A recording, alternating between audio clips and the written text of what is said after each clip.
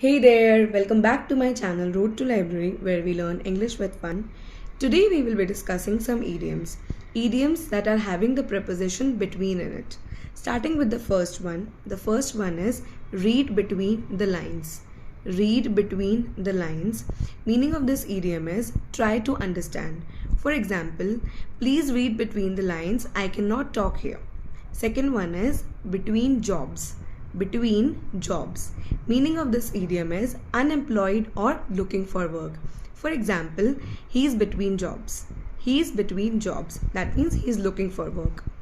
Third and the last one is fall between the cracks, or you can also say fall through the cracks.